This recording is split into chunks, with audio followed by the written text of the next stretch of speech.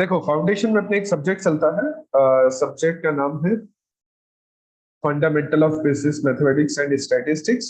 तो हम लोग ये वाला चैप्टर स्टार्ट करेंगे, ये वाला सब्जेक्ट स्टार्ट करेंगे। तुम्हारा जो सिलेबस है वो 2016 ही रहने वाला है। इवन चाहे नया सिलेबस आ जाए, डजंट मैटर, तुम्हारे लिए 2016 सिलेबस ही रहने वाला है।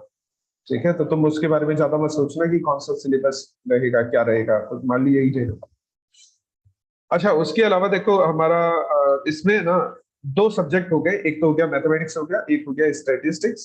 तो बिजनेस मैथमेटिक्स है वो 40 मार्क्स का है, और स्टैटिस्टिक्स जो है वो 60 मार्क्स का है। तो 40-60 का रेशो है, मैथ्स और स्टैट्स के बीच में 40-60 का रेशो है। मैथमेटिक्स जो है वो तुम्हारा 40 मार्क्स का है, और स्टैटिस्टिक्स जो है वो 60 मार्क्स का है। ठीक है, तो मैथमेटिक्स में देखो हमारे पास दो चैप्टर्स होंगे या दो टॉपिक्स रहेंगे। अरिथमेटिक रहेगा और एल्जेब्रा रहेगा। ठीक है, मैथमेटिक्स में दो टॉपिक्स रहेंगे। तो तुम्हें यहाँ पर भी मैं दिखा देता हूँ। मैथमेटिक्स में दो स्टडी नोट है, फंडामेंटल ऑफ बिजनेस मैथमेटिक्स में दो स्टडी नोट है, अरिथमेटिक एंड एल्जेब्रा। ऐसे ही बिजनेस स्टैटिस्टिक्स में तीन चार चार स्टडी नोट है। एक में तो इंट्रोडक्शन है, एक में सेंट्रल टेंडेंसी डिस्पर्जन है। वही सेंट्रल टेंडेंसी डिस्पर्जन जो तुमने 9th क्लास में पढ़ा हुआ है। ठीक है, मीन मीडियन मोड वाला। उसके अलावा कोरिलेशन, रिग्रेशन है, और एक प्रोबेबिलिटी। ठीक है, तो इस तरह से हमारे पास मैथ्स और स्टैट्स का अपने पास में सिलेबस है। अच्छा, स्पेसिफाइड ऑलरेडी क्वेश्चन है, और स्पेसिफिकली ऑलरेडी यहाँ पर दिया हुआ है कि कौन कौन से टॉपिक में से कितने कितने परसेंट कवर हो। जैसे अरिथमेटिक में से 20%, यानी 20 मार्क्स का पेपर आने वाला है। एल्जेब्रा में से 20%, मतलब 20 मार्क्स का पेपर आने वाला है। उसके अलावा स्टैटिस्टिकल रिप्रेजेंटेशन ऑफ डेटा जो इंट्रोडक्शन है उसमें 10 मार्क्स का, सेंट्रल टेंडेंसी डिस्पर्जन में 30 मार्क्स का, कोरिलेशन रिग्रेशन में 10 मार्क्स का, and probability would be for 10 marks. इस तरह से स्पेसिफिकली मॉड्यूल में ही दिया हुआ है, और पैटर्न भी यही रहता है। एग्जाम में जो क्वेश्चंस आते हैं वो इसी पैटर्न के बेस पर आते हैं। अच्छा, आप एग्जाम की बात कर रहे हैं, तो एग्जाम में जो तुम्हारा पेपर होने वाला है वो ऑनलाइन पेपर होने वाला है। ठीक है, ऑनलाइन पेपर जिसमें एमसीक्यूज आएंगे, 50 एमसीक्यूज आएंगे, 100 मार्क्स के होंगे। तो अगर 50 एमसीक्यू 100 मार्क्स के हैं, इसका मतलब हर एक एमसीक्यू 2 मार्क्स का होगा। तो अगर हर एक एमसीक्यू 2 मार्क का है, तो मतलब टोटल 20 एमसीक्यू तो आने वाले हैं मैथ से, और 30 एमसीक्यू आने वाले हैं स्टैटिस्टिक्स। तो 20 एमसीक्यू 2 मार्क्स मतलब 40 मार्क्स हो गए, और 30 एमसीक्यू 2 मार्क्स मतलब 60 मार्क्स हो गए। तो टोटल 20 एमसीक्यू आने वाले हैं मैथमेटिक्स से, और 30 एमसीक्यू आने वाले हैं स्टैटिस्टिक्स। ठीक है, अच्छा देखो, हम स्टार्ट करेंगे। तो मैथ्स स्टैट में ऐसा कुछ समझाने का नहीं है एज सच। तुम मैथ्स कई सालों से पढ़ते हुए आ रहे हो। ठीक है, तुमने कई सालों तक मैथ्स पढ़ी है, तो उसमें एज सच को समझाने का नहीं है कि मैथ्स का बेसिक क्या होता है, मैथ्स में हम क्या चीजें पढ़ते हैं, मैथ्स में क्या किस तरह की कैलकुलेशन की जाती है, वो तुम्हें सब बेसिक आइडिया तुम सब लोगों को पता है। ठीक है, क्या प्लस होता है, क्या माइनस होता है, तो हम उसके बारे में ज्यादा डिस्कस नहीं करेंगे, क्योंकि वो डिस्कशन वर्थलेस है, उसमें कोई लेना देना नहीं है हमें उस डिस्कशन। तो हमें करना क्या है फिर? अगर हमें उस डिस्कशन से लेना देना नहीं है, तो हमें करना क्या? यहां पर तुम एक चीज समझ लो, थोड़ा सा यहां पर है ना एक प्रॉब्लम है, छोटी सी मैथमेटिक्स। प्रॉब्लम क्या है, शायद तुम लोगों ने कभी ऑब्जर्व नहीं किया है, शायद तुम लोगों ने समझा नहीं, लेकिन मैथमेटिक्स के साथ तुम लोगों में से किसी के पास में 11th 12th में मैथमेटिक्स थी? 11th 12th में मैथमेटिक्स, मैं इसलिए पूछ रहा हूँ कि मैथमेटिक्स तुम कंटिन्यूअसली पढ़ रहे हो, किसी ने छोड़ा नहीं मैथमेटिक्स को पढ़। क्या कोई ऐसा स्टूडेंट है जिसके पास मैथमेटिक्स थी 11th 12th में? तुम में से कोई भी?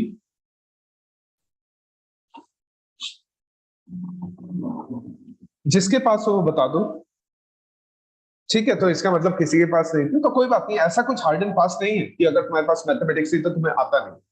लेकिन क्या होता है कि अगर तुम लोग मैथमेटिक्स से टच में रहते हो ना, तो एक चीज तुम्हारी क्लियर हो जाती है, और वो क्लियर वैसे तो मैं अभी कर दूंगा, लेकिन एक चीज क्लियर हो जाती है, क्लियर ये हो जाता है कि मैथमेटिक्स है ना, वो कुछ टॉपिक्स पर बेस्ड होती है। कुछ टॉपिक्स पर बेस्ड होने का मतलब क्या है? मैथमेटिक्स के बहुत सारे चैप्टर्स में कुछ रीजनल या कुछ लोकल प्रॉपर्टीज यूज की जाती है। मैथमेटिक्स के बहुत सारे चैप्टर्स में लोकल प्रॉपर्टीज को यूज किया जाता है, बहुत सारे चैप्टर में। हम क्वेश्चन सॉल्व कर रहे हैं सिंपल कंपाउंड इंटरेस्ट का, वहां पर हम रेशियो प्रोपोर्शन की प्रॉपर्टी लगा रहे हैं। हम क्वेश्चन सॉल्व कर रहे हैं सिंपल कंपाउंड इंटरेस्ट का, वहां पर हम पावर यूज करें, पावर की प्रॉपर्टी लगा रहे हैं। तो मैथमेटिक्स में कुछ चैप्टर्स होते हैं जो बहुत बेसिक होते हैं, उन बेसिक चैप्टर की प्रॉपर्टीज को बाकी चैप्टर्स में भी यूज किया था। मैं दोबारा से बोल रहा हूं, मैथमेटिक्स में कुछ बेसिक चैप्टर्स होते हैं, उन बेसिक चैप्टर्स की प्रॉपर्टी को बाकी चैप्टर्स में भी यूज किया जाता है। ऐसा नहीं है पावर्स केवल पावर वाले चैप्टर में यूज होने वाली है, पावर दूसरे चैप्टर्स में भी यूज की जाती है। इक्वेशन जो होती है वो केवल इक्वेशन में यूज नहीं की जाती, इक्वेशन दूसरे चैप्टर्स में भी यूज की जाती है। ठीक है, तो मैथमेटिक्स में क्या होता है, कुछ बेसिक चैप्टर्स होते हैं जिनको हमें पहले समझ में आना चाहिए। जो हमें पहले समझ में अगर आ जाते हैं तो बाकी चैप्टर्स को करना आसान होता है। अब प्रॉब्लम क्या है, यहाँ पर ये जो सिलेबस दिया हुआ है, यहाँ पर ये जो कंटेंट्स वगैरह दिए थे, इसमें एक प्रॉब्लम है कि जो बेसिक चैप्टर्स है ना, उनको अलाइन सही नहीं किया हुआ है। ये गलत तरह से अलाइनमेंट है कि उसने अर्थमेटिक अलग कर दिया, एल्जेब्रा अलग कर दिया, जबकि बेसिक चैप्टर एक साथ होने चाहिए था, फिर उसके बाद उससे रिलेटेड जो चैप्टर है वो स्टार्ट होने चाहिए। सो बेसिक चैप्टर, मेरा बोलने का मतलब ये है कि ऐसे चैप्टर्स जिनकी प्रॉपर्टी और दूसरे चैप्टर्स में और दूसरे टॉपिक्स में भी काम, ऐसे चैप्टर्स या ऐसे टॉपिक या ऐसी प्रॉपर्टीज जो उस चैप्टर में तो होती है। जैसे पावर वाली प्रॉपर्टी पावर के साथ तो होती है, लेकिन वही पावर वाली प्रॉपर्टीज किसी दूसरे चैप्टर में भी काम आती है। तो इसीलिए हम जब मैथ्स को पढ़ेंगे ना, हम स्टार्ट देखो मैथ्स से ही करेंगे। ठीक है, स्टेट्स हम बाद में पढ़ेंगे, हम स्टार्ट जो करेंगे वो मैथ्स से ही करेंगे। स्टेट थोड़ा आसान भी है और वो थोड़ा जल्दी भी कंप्लीट हो जाता है। ठीक है, लगभग स्टेट्स को कंप्लीट होने में 1 महीना लगता है, मैथ्स को कंप्लीट होने में लगभग 2 महीने लग जाते हैं। तो हम पहले मैथ्स को ही पढ़ें। तो हम स्टार्ट करेंगे मैथ्स से, लेकिन क्वेश्चन यानी जो हम पढ़ेंगे ना मैथ्स में, जो भी कुछ टॉपिक हम पढ़ते हुए चलेंगे ना, वो टॉपिक हम ऐसा नहीं पढ़ेंगे कि पहले हमने चैप्टर नंबर 1 पढ़ लिया, फिर 2 पढ़ लिया, फिर 3 पढ़ लिया, फिर 2.1, 2.2, 2.3, 2.4 ना, हम ऐसा नहीं करें। क्योंकि बहुत सारी प्रॉपर्टीज है ना, बहुत सारी बेसिक प्रॉपर्टीज बार बार काम आती। तो पहले हम जो बेसिक चैप्टर, जो ऐसे चैप्टर है जिनकी प्रॉपर्टीज हमें पहले समझ में आनी चाहिए, तभी हम मैथ्स के बाकी और चैप्टर्स को सॉल्व कर पाएंगे। तो पहले हम उन बेसिक चैप्टर्स को करेंगे क्लास में। अब वो बेसिक चैप्टर्स कौन कौन से हैं? वो चैप्टर है रेशो, वो चैप्टर है प्रोपोर्शन, ठीक है, वो बेसिक चैप्टर है इंडाइसेस, वो बेसिक चैप्टर है लॉगरिथम, और वो बेसिक चैप्टर है क्वाड्रेटिक इक्वेशन। सो पहले हम इन्हीं बेसिक चैप्टर्स को करें। हम चाहे तो वेरिएशन कर सकते हैं, वेरिएशन थोड़ा सा डिफरेंट चैप्टर है। ठीक है, डिफरेंट होने का मतलब इसमें कोई प्रॉपर्टी वगैरह नहीं लगती, इसकी तो स्पेसिफिक, इस चैप्टर की प्रॉपर्टी स्पेसिफिक हो। तो हम चाहे ना तो हम इन चैप्टर्स को करेंगे। तो हम पहले है ना, देखो सुन, मैं तुम्हें थोड़ा सा आइडिया दे देता हूँ। ये बहुत ज्यादा स्टूडेंट को कंफ्यूजन ऐसा रहता है कि सर आप लाइन वाइज क्यों नहीं करवा रहे हमें चैप्टर, कि पहले फर्स्ट चैप्टर करवा दो, फिर सेकंड चैप्टर करवा दो, फिर थर्ड करवा दो, आप लाइन वाइज क्यों नहीं करना? तो लाइन वाइज में चैप्टर करवा सकता हूँ, मेरे को कोई प्रॉब्लम नहीं है उसमें। ऐसा नहीं है कि मेरे को सिंपल कंपाउंड इंटरेस्ट नहीं आता, मेरे को यही चैप्टर्स आते हैं, मैं तुम्हें इनको पढ़ाऊंगा, बीच में मैं सिंपल कंपाउंड इंटरेस्ट पढ़ लूंगा, फिर मैं तुम्हें वो भी पढ़ा दूंगा। तो ऐसा नहीं मेरा कि मेरे को सिंपल कंपाउंड इंटरेस्ट नहीं आता। बस मैं ये चाहता हूं कि जब हम मैथ्स का कोई और दूसरा चैप्टर स्टार्ट करें और उसमें हम किसी बेसिक प्रॉपर्टी को यूज करें।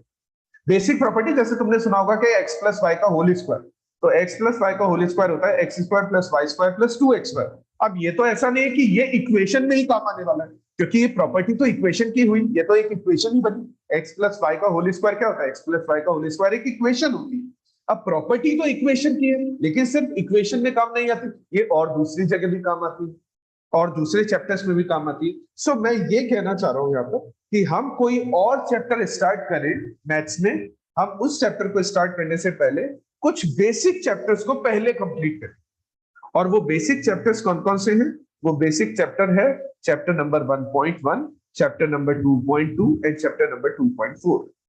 इन 3 बेसिक चैप्टर्स को हम पहले कंप्लीट करेंगे और फिर उसके बाद हम बाकी चैप्टर्स को कंटिन्यूस करेंगे। ठीक है, तो आज हम स्टार्ट करेंगे चैप्टर नंबर 1.1। ठीक है, या स्टडी नोट फर्स्ट का फर्स्ट चैप्टर।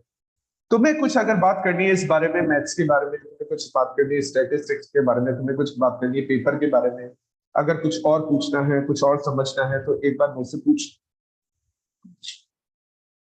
अच्छा, इसमें कोई मेरे को कंफ्यूजन नहीं, मैं ऐसा समझता हूँ कि तुम्हें कोई कंफ्यूजन नहीं होना चाहिए कि हम ऐसे बीच बीच में से चैप्टर्स के ऊपर, हम ऐसा लाइन वाइज चैप्टर या हम जैसा हमें टेबल दी गई उस तरह से हम चैप्टर्स को क्यों नहीं पढ़ रहे, हम बीच बीच में से क्यों कर रहे हैं, मैंने तुम्हें इसके पीछे रीजन बता दिया। ठीक है, अगर तुम्हें कुछ पूछना है इसमें तो एक बार थोड़ा सा क्लियर कर लो उसके बीच।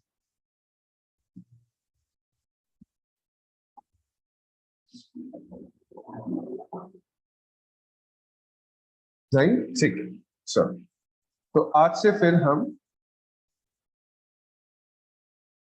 चैप्टर स्टार्ट करते हैं, हमारा first, ratio variation and proportion.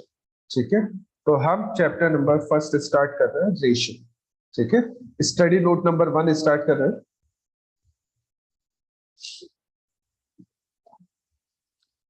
तो हम स्टडी नोट नंबर 1 स्टार्ट कर रहे हैं, रेशो। ठीक है, पहले रेशो पढ़ेंगे, फिर प्रपोर्शन पढ़ेंगे, फिर वेरिएशन पढ़ेंगे। तो हम स्टडी नोट नंबर 1 स्टार्ट कर रहे हैं, रेशो।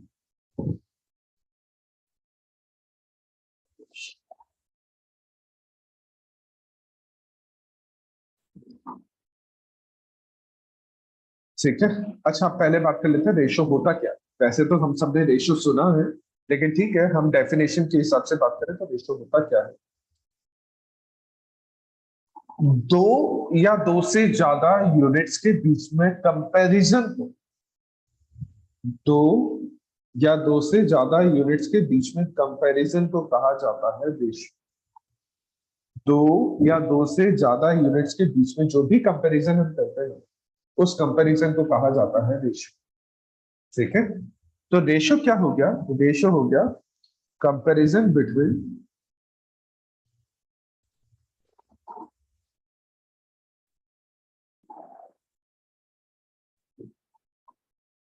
टू और मोर यूनिट्स। हम दो या दो से ज्यादा यूनिट्स के बीच में जब कंपैरिजन करते हैं तो उस कंपैरिजन को कहा जाता है रेशो। तो कंपैरिजन बिटवीन टू और मोर यूनिट्स, ठीक है, इसको हम बोलते हैं रेशो। अब सबने रेशो देखा है कि रेशो कैसा हो, ऐसा कोई स्टूडेंट नहीं है, मेरे को नहीं लगता कि जिसने 10th class 12th class pass कर लिया उसने कभी रेशो नहीं देखा हो। रेशो हमेशा इस फॉर्म में लिखा जाता है, 5:7, 3:8, इस फॉर्म में लिखा जाता है। ठीक है, तो दो या दो से ज्यादा यूनिट के बीच में कंपैरिजन जो किया जाता है उस कंपैरिजन को बोला जाता है रेशो। और रेशो को जो लिखने का तरीका है वो ऐसा होता है, ए रेशो बी। रेशो को जो लिखने का तरीका होता है वो इस तरह से होता है, ए रेशो बी। अब ए क्या होता है यहाँ पर, ए होता है, ए मतलब जो पहली यूनिट होती है, रेशो में पहली यूनिट होती है उसको बोला जाता है एंटीसीडेंट। रेशो में जो पहली यूनिट होती है उसको बोला जाता है एंटीसीडेंट। और रेशो की जो दूसरी यूनिट होती है उस यूनिट को बोला जाता है कॉन्सिक्वेंट। Antecedent and consequent. ठीक है, तो रेशो में जो पहली टर्म होती है, फर्स्ट टर्म, ए रेशो बी, इस फॉर्म में लिखा जाता है रेशो हमेशा। तो ए रेशो बी में जो ए है उसको बोला जाता है एंटीसीडेंट, और जो बी है उसको बोला जाता है कॉन्सिक्वेंट। ठीक है, चलो आगे समझो, साथ साथ लिखते रहना तुम ये सब चीजें ना, ये सब चीजें वैसे तुम्हें पता होगी लेकिन फिर भी एक बार साथ साथ लिखते रहना। अच्छा, अब आगे समझो, जब भी हम रेशो का कंस्ट्रक्शन करते हैं, जब भी हम रेशो बनाते हैं, ठीक है, तो जब भी हम रेशो बनाते हैं तो रेशो बनाते टाइम दो इंपॉर्टेंट चीजें हैं जो हमें याद रखनी चाहिए। रेशो बनाते टाइम दो इंपॉर्टेंट चीजें हैं, दो इंपॉर्टेंट पॉइंट है जो हमें याद रखनी चाहिए। पहला पॉइंट है, फर्स्ट पॉइंट है रेशो के लिए, रेशो बनाने के लिए, कंस्ट्रक्शन ऑफ रेशो के लिए फर्स्ट पॉइंट है कि यूनिट मेजरमेंट सेम होना चाहिए।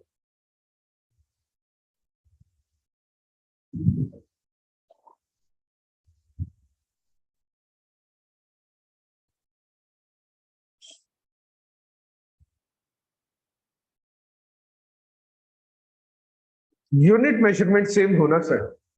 अच्छा, यूनिट मेजरमेंट सेम होना चाहिए, इसका मतलब क्या है कि अगर मान लो एक यूनिट मेजरमेंट ऐसा होता है, centimetre, kilometre, millimetre, kilogram, litres, ठीक है, रुपीज, इस तरह के यूनिट मेजरमेंट होते हैं, ठीक है। अब यूनिट मेजरमेंट सेम होना चाहिए, इसका मतलब यह है कि मान लो कि मैं 10 रुपए, ठीक है, 10 रुपए और 50 रुपए के बीच में रेशो बनाना चाहता हूँ। 10 रुपए और 50 रुपए के बीच में रेशो बनाना चाहता हूँ, तो 10 रुपए और 50 रुपए के बीच में रेशो बन जाएगा। लेकिन अगर मैं 10 रुपए और 50 किलोग्राम के बीच में रेशो बनाना चाहता हूँ, 10 रुपए और 50 किलोग्राम के बीच में रेशो बनाना चाहता हूँ, तो कभी नहीं बना। अगर मेरे को रेशो बनाना है ना, तो रेशो बनाने के लिए जो यूनिट मेजरमेंट है, दोनों का यूनिट मेजरमेंट रुपीस है, सेम है, बन जाएगा। 10 मीटर और 50 मीटर्स के बीच में भी रेशो बन, यूनिट मेजरमेंट सेम है। यूनिट मेजरमेंट अगर सेम है ना तो रेशो बन। लेकिन अगर यूनिट मेजरमेंट अलग है, मान लो एक यूनिट मेजरमेंट तो है 10 मीटर और दूसरा यूनिट मेजरमेंट है 50 किलोमीटर, अब इनके बीच में रेशो नहीं बनेगा। 10 मीटर और 50 किलोमीटर के बीच में रेशो नहीं बनेगा, लेकिन अगर 50 किलोमीटर को तो मीटर में कन्वर्ट कर दो, तो ये भी मीटर हो जाएगा और ये भी मीटर, अब रेशो बन जाएगा। तो अगर यूनिट मेजरमेंट सेम है,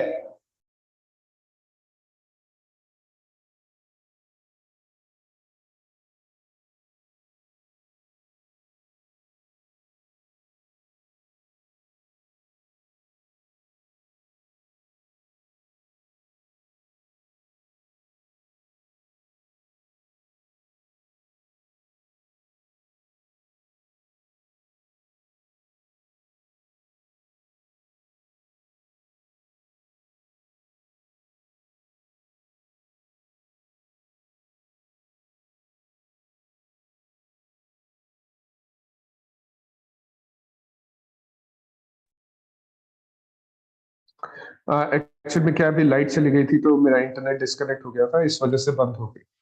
ठीक है, मैं यहाँ पे ये समझा रहा था तुम्हें, ठीक है, कि जब हम रेशो बनाते हैं ना, तो रेशो बनाने के लिए एक इंपॉर्टेंट फैक्टर ये काम करता है कि जिन भी यूनिट्स के बीच में हम रेशो बना रहे हैं, जिन भी वैल्यूज के बीच में हम रेशो बना रहे हैं, उन वैल्यूज का, उन यूनिट्स का यूनिट मेजरमेंट सेम होना चाहिए। पहला पॉइंट तो ये है।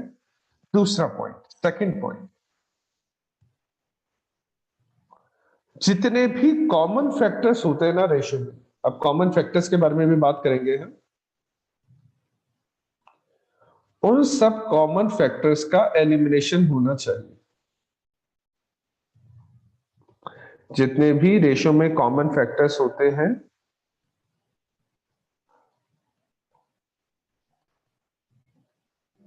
उन सब कॉमन फैक्टर्स का एलिमिनेशन होना चाहिए, जितने भी कॉमन फैक्टर्स हैं। इसके बारे में बात करते हैं कि कॉमन फैक्टर्स क्या होते हैं। जैसे मान लो हम, है ना, रेशो बनाना चाहते हैं 10 रुपीज और 50 रुपीज के बीच में। अच्छा, पहले तो ये बताओ, इन दोनों के बीच में रेशो बनाया जा सकता है क्या? 10 रुपीज और 50 रुपीज के बीच में रेशो बनाया जा सकता है? बिल्कुल बनाया जा सकता है, क्योंकि दोनों का यूनिट मेजरमेंट सेम है। ठीक है, अब अगर दोनों के बीच में रेशियो निकालना स्टार्ट करते हैं ना, तो जो भी कॉमन फैक्टर है ना, उनको हम हटाना स्टार्ट करते हैं। जैसे दोनों में रुपीस कॉमन है, रुपीस को हटा दो, तो बचा क्या? बचा 10, 50। ठीक है, अभी भी कुछ कॉमन है दोनों में, बिल्कुल। दोनों में कॉमन है कि दोनों ही नंबर 10 के मल्टीपल्स है। अभी भी यही कॉमन बच रहा है कि दोनों नंबर 10 के मल्टीपल्स है, दोनों ही नंबर। तो इसमें से 10 को डिवाइड कर देता है, इसमें से भी 10 को डिवाइड कर देता है, क्योंकि दोनों ही नंबर 10 के मल्टीपल है ना, तो रेशो बनेगा 1:5। और ये हमारा आंसर है, 1:5 हमारा आंसर है, क्योंकि हमने जो भी कॉमन चीजें थी, जैसे रुपीस दोनों में कॉमन था, हमने हटा दिया। ठीक है, 10 और 50 दोनों ही 10 के मल्टीपल थे, हमने दोनों को 10 से डिवाइड कर दिया। अब इनमें कुछ भी कॉमन नहीं बच रहा है, इन वैल्यूज में कुछ भी कॉमन नहीं बच रहा है, तो जो बचेगा हमारा वही आंसर हो जाएगा। तो जो भी कॉमन फैक्टर्स होते हैं, उन सब कॉमन फैक्टर्स को एलिमिनेट करना चाहिए। जैसे कि मान लो मैं कहता हूं कि 32 और 24 के बीच में रेशो बनाओ, 32 और 24 के बीच में रेशो बनाओ। तो देखो, दोनों में कॉमन फैक्टर है। क्या कॉमन फैक्टर है? कि दोनों ही 2 के मल्टीपल है। वैसे तो 4 की भी मल्टीपल है, लेकिन मैं एक एक करके समझा रहा हूं कि दोनों ही 2 के मल्टीपल है। अब दोनों अगर 2 के मल्टीपल है, तो दोनों को 2 से डिवाइड कर दो, तो बचेगा 16 और 12। वापस से तुम ऑब्जर्व करोगे तो दोनों 2 के मल्टीपल है, तो वापस से 2 से डिवाइड कर दो, तो 8 और 6। अब तुम वापस से ऑब्जर्व करोगे तो दोनों ही 2 के मल्टीपल, तो 2 के मल्टीपल है तो तुम डिवाइड कर दोगे तो 3 और 2। अब देखो इसमें कुछ भी कॉमन नहीं है। यहाँ पर कॉमन था कि दोनों नंबर्स 2 के मल्टीपल, यहाँ पर कॉमन था कि दोनों नंबर्स 2 के मल्टीपल, यहाँ पर कॉमन था कि दोनों नंबर्स 2 के मल्टीपल है, तो यहाँ पर था। हम कॉमन को एलिमिनेट करते गए, फाइनल हमारे पास नहीं है। तो हम अगर 32 और 24 के बीच में रेशियो बनाना चाहते हैं तो 32 और 24 के बीच में रेशियो बनेगा, वो रेशियो बनेगा 3:2। ठीक है, तो जो भी कॉमन फैक्टर होता है रेशियो में से उस कॉमन फैक्टर को एलिमिनेट कर दिया था। ठीक है, तो ये हो गई रेशियो बनाने के लिए काम में ली जाने वाली काम में लिया जाने वाला फैक्टर। ठीक है, कि इन दो फैक्टर्स को यूज करके कि यूनिट मेजरमेंट सेम होना चाहिए और जो भी कॉमन फैक्टर है हम उनको सबको हटा देते हैं, हम सबको एलिमिनेट कर देते हैं। तो इनको यूज करके हम रेशियोज बनाते हैं।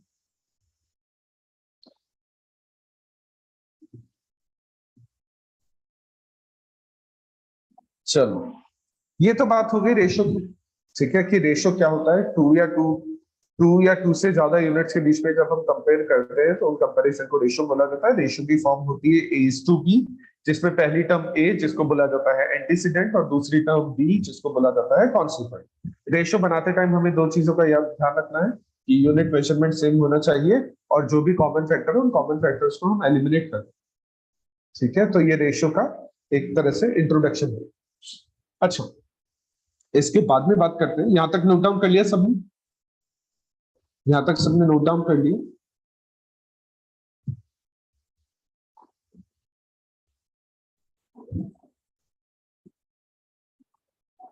ठीक है, चलो अब इसके बाद नेक्स्ट पॉइंट की बात करते हैं, type type of ratios. Next topic कर रहे हैं, नेक्स्ट टॉपिक स्टार्ट कर रहे हैं यहाँ पर, टाइप ऑफ रेशियोज।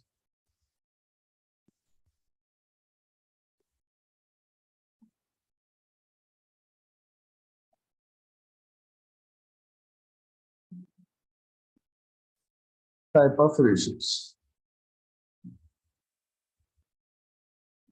बहुत सारे अलग अलग टाइप के रेशियो होते हैं, हम एक एक रेशियो को डिस्कस करते हुए चलेंगे। ठीक है, पहला तो होता है, फर्स्ट टाइप ऑफ रेशियो होता है equal ratio. Type of ratio में फर्स्ट टाइप है इक्वल रेशियो।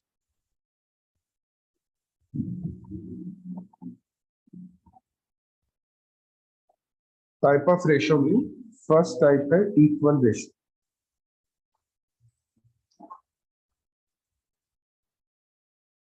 अच्छा, इक्वल रेशियो क्या होता है? इक्वल रेशियो ऐसे रेशियोज होते हैं जहां पर एंटीसीडेंट और कॉन्सिक्वेंट दोनों की वैल्यू बराबर है।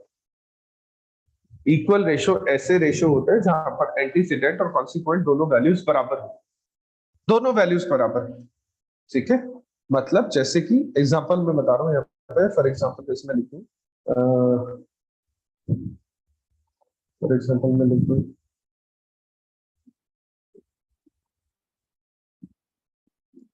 5:5। 5:5 क्या हो गया? 5:5 इक्वल रेशियो है, क्योंकि एंटीसीडेंट कॉन्सिक्वेंट दोनों की वैल्यू बराबर है। ए का मतलब एंटीसीडेंट, बी का मतलब कॉन्सिक्वेंट, दोनों वैल्यू अगर बराबर है तो ऐसे रेशियो को कहा जाता है इक्वल रेशियो।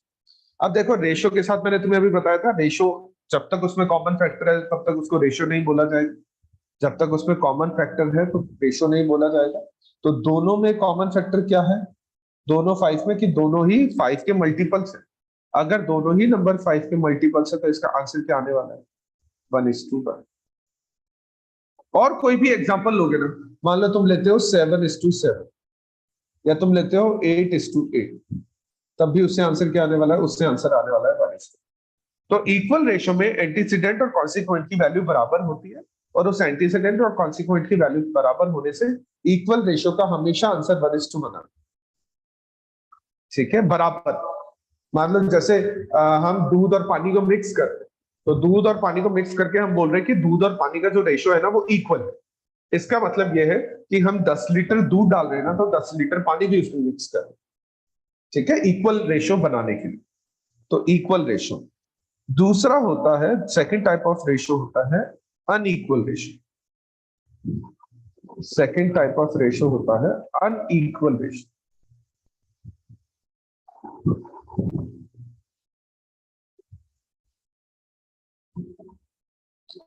अच्छा, अनइक्वल रेशियोज क्या होता है? अनइक्वल रेशियो बेसिकली दो तरह के, अनइक्वल रेशियो बेसिकली दो तरह के होते हैं। एक तो होता है लेसर इनइक्वालिटी, एक होता है लेसर है ये, ठीक है, लेसर इनइक्वालिटी, और दूसरा होता है ग्रेटर इनइक्वालिटी।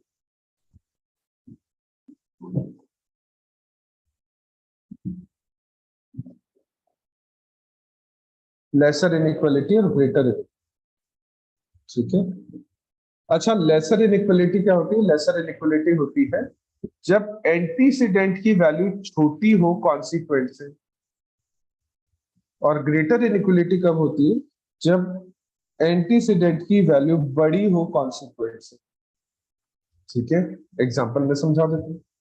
लेसर इनइक्वालिटी का एग्जांपल हो जाएगा, लेसर इनइक्वालिटी की अगर हम बात करें तो लेसर इनइक्वालिटी का एग्जांपल हो जाएगा 3:7, 4:9, ठीक है।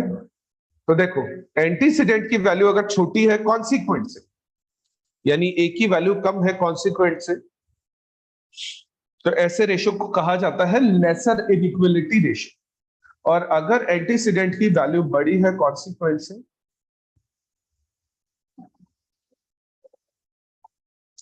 जैसे मान लो ये लिखा हो 8:5, तो एंटीसीडेंट की वैल्यू बड़ी है कॉन्सिक्वेंट से। जैसे मान लो लिखा हो 7:3, ठीक है, तो 7:2 ऐसा लिखा हो, तो एंटीसीडेंट की वैल्यू बड़ी है कॉन्सिक्वेंट से, एंटीसीडेंट की वैल्यू बड़ी है कॉन्सिक्वेंट से, तो ऐसे रेशो को कहा जाता है अनइक्वल रेशो। और वो भी कौन सा अनइक्वल रेशो? वो भी greater unequal ratio, greater inequal ratio, ठीक है। तो इक्वल रेशो में तो क्या होता है, ए और बी यानी एंटीसीडेंट और कॉन्सिक्वेंट की वैल्यू बराबर होती है, और इसमें छोटी बड़ी होती है।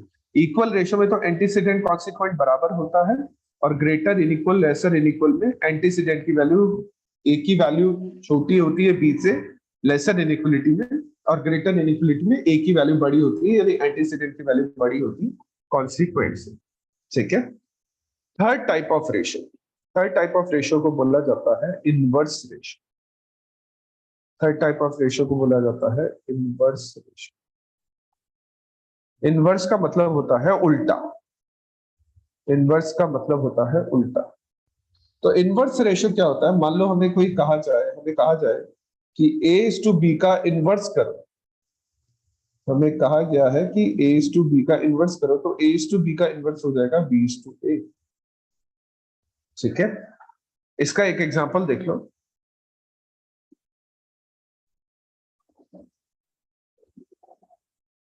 मान लो हमें कहा गया कि 5:4 का इनवर्स करो, तो ये हो जाएगा 4:5, ठीक है।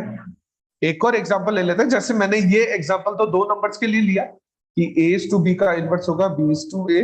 मान लो अगर लिखा हो ABC, इसका इनवर्स क्या होगा? इसका इनवर्स ये नहीं होगा CBA, ठीक है। उल्टा करने का मतलब ये नहीं होता तुम रेशियो को दोबारा से उल्टा करके देखो, वो तो दो में चलेगा। अगर A:B है ना तो उसमें चलेगा कि B:A।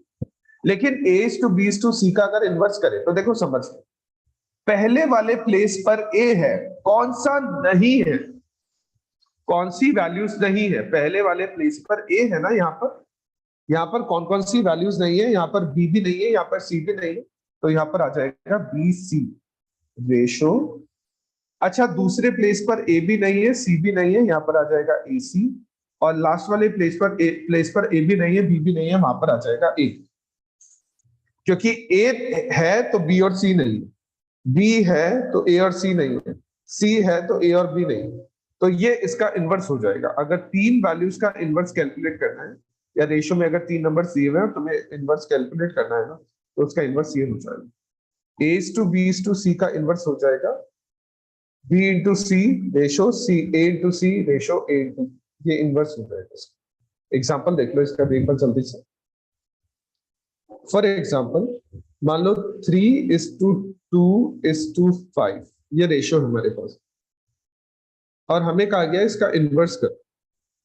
तो पहले नंबर पे 3 है, तो 3 को छोड़ दो, बाकी बचे हुए 2 को मल्टीप्लाई कर दो, तो ये हो जाएगा 10।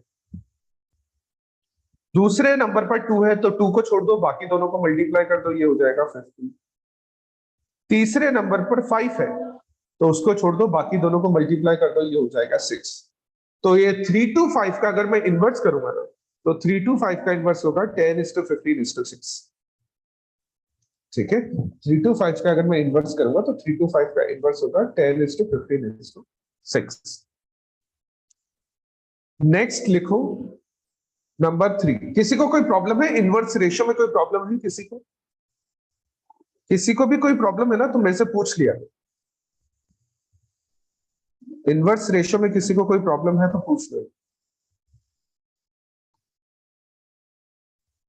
इन्वर्स रेशियो में अगर किसी को कुछ पूछना है तो पूछ लो। नहीं, ठीक है, चलो। नेक्स्ट टाइप ऑफ रेशियो होता है कंपाउंड रेशियो। अब कंपाउंड रेशियो क्या होता है, देखो समझ।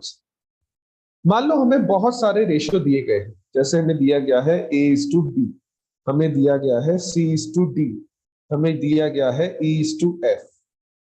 हमें 3 रेशियो गिवन है, A, B, C, D, E, F, और हमें कहा गया है कि इन 3 रेशियो को कंपाउंड करो। कंपाउंड का मतलब मिक्स करो, इन 3 रेशियो का कंपाउंड रेशियो बनाओ। अब एक चीज बताओ, तीनों रेशियो का एंटीसीडेंट क्या है? देखो मैं तीनों रेशियो को अगर ऐसा लिखूं, A, B, C, D, E, F, तो तीनों रेशियो का एंटीसीडेंट जो होता है ना, तीनों रेशियो में एंटीसीडेंट है ACE, तो ACE तो आपस में मल्टीप्लाई हो जाएगा, और तीनों रेशियो का कॉन्सिक्वेंट है BDF, BDF आपस में मल्टीप्लाई हो जाएगा। तो अगर मेरे को ABCDEF का कंपाउंड करना है, तो कंपाउंड करने के लिए मैं तीनों रेशियो का एंटीसीडेंट और तीनों रेशियो का कॉन्सिक्वेंट आपस में मल्टीप्लाई कर दूंगा। ठीक है, इसका मैं एक एग्जांपल लिख देता हूं। मान लो हमारे पास में रेशियो है 2:3, 4:3, 5:2। हमारे पास एक ऐसा रेशियो है और हमें कहा गया है कि इसका कंपाउंड बनाओ, इसका कंपाउंड रेशियो बनाओ। तो तीनों रेशियो का एंटीसीडेंट 2 × 4 × 5, ठीक है, 8×5 = 40। तीनों रेशियो का एंटीसीडेंट मल्टीप्लाई कर दिया, और तीनों रेशियो का 9×2 = 18, 3×3 = 9, 2 × 18। हमने तीनों रेशियो का कॉन्सिक्वेंट भी मल्टीप्लाई कर दिया। अब प्रॉब्लम क्या है, दोनों में कॉमन है, अभी दोनों ही 2 के मल्टीपल्स है, तो अभी 2 के मल्टीपल्स है, तो ये हो जाएगा 20:9, और ये हमारा आंसर हो जाएगा कि अगर हमें 2:3, 4:3 और 5:2 का कंपाउंड करना है, तो कंपाउंड करने पर आंसर आएगा 20:9। किसी को कोई प्रॉब्लम, किसी को कुछ पूछना है तो पूछ लो। सॉरी, ये इरेज कर दो सारा। कंपाउंड रेशियो में किसी को कोई प्रॉब्लम है, किसी को कुछ पूछना है तो पूछ। कंपाउंड रेशियो में कोई प्रॉब्लम?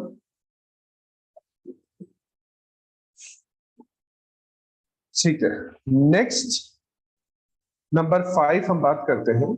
नंबर 5 और 6 दो ही रेशियो करेंगे आज हम, एक और रेशियो बाकी बचेगा वो कल करेंगे। नंबर 5 है डुप्लीकेट रेशियो।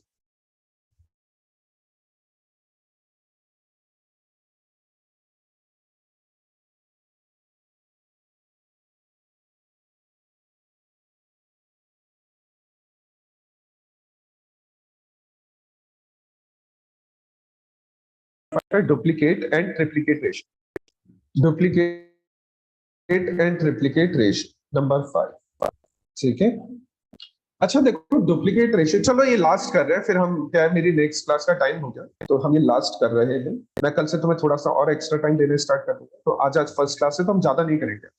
ठीक है, देखो A:B का, मान लो मेरे को कहे कि A:B रेशियो का डुप्लीकेट करो, A:B रेशियो का डुप्लीकेट करो, तो A:B रेशियो का डुप्लीकेट हो जाएगा A²/B²।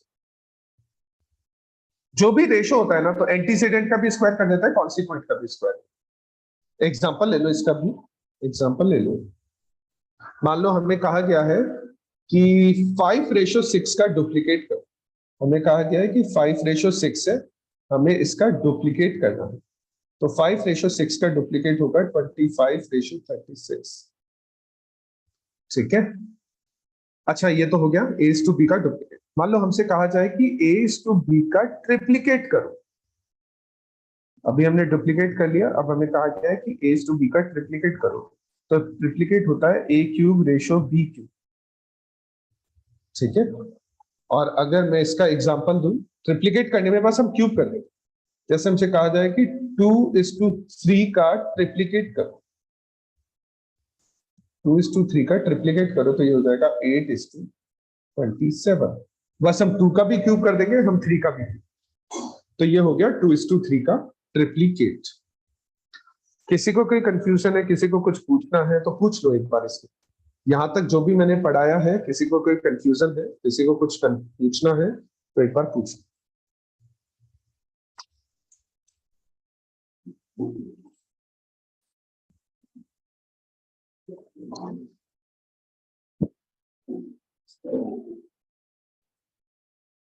नहीं, कोई कंफ्यूजन नहीं किसी को। फिलहाल तो हमने ऐसा कुछ पढ़ा भी नहीं है। ठीक है, हमने तो अभी फिलहाल टाइप्स ऑफ रेशो पढ़े हैं। तो टाइप्स ऑफ रेशो, अभी 2 टाइप के रेशो और बाकी है। वैसे तो और भी टाइप के होते हैं, लेकिन हमारे कोर्स के अकॉर्डिंग अभी 2 टाइप के रेशो और भी बाकी है। फिर वो हम कल वाली क्लास में कंटिन्यू करें। ठीक है, आज के लिए फिर इतना ही काफी है। ध्यान रखना तुम लोग एक बार, और थोड़ा सा है ना, जो भी हम क्लास में पढ़ रहे हैं उसको थोड़ा थोड़ा बैठ के रिवाइज कर लिया करो। ठीक है, चलो ध्यान रखना तुम लोग।